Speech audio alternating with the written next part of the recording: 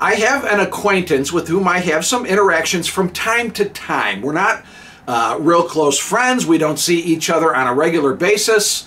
We're not connected on social media. It's just one of those where every now and then situations arise and we have some interaction.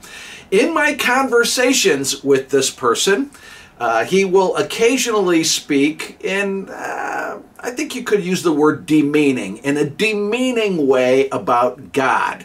He doesn't necessarily mock what I believe. I think mocking would be too strong of a word.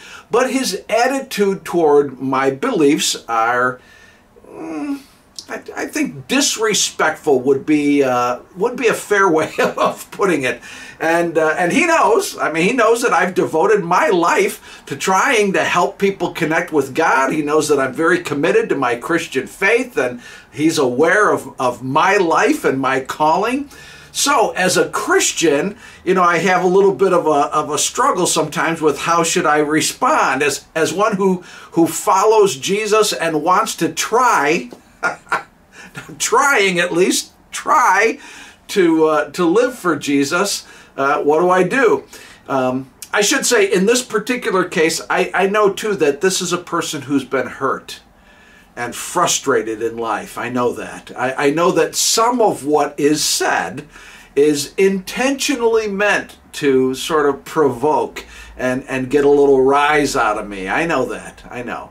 So as a Christian, what to do? How do I respond? I believe Jesus calls me to love him and be kind and respectful toward him, gracious toward him. I believe Jesus calls me to pray for him. I really do.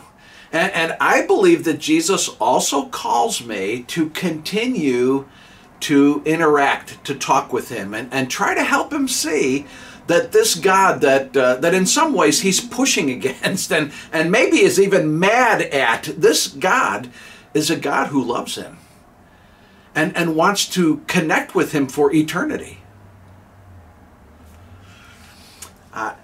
This could be a test of my patience. I'll be real honest with you. It's one of those situations in life that sometimes it can make me feel like, well, just phooey on him. Phooey on him. And I looked that word up. Phooey is a real word. It's in the dictionary. This can be irritating to me.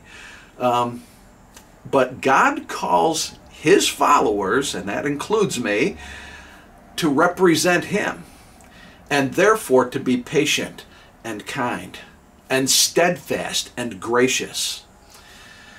And so I'm reminding myself, and I'm reminding you too, that according to 2 Peter chapter 3, verse 9, it is not God's will that any should perish, but that everyone would come to repentance. In other words, that everybody would come into a saving relationship with Jesus Christ.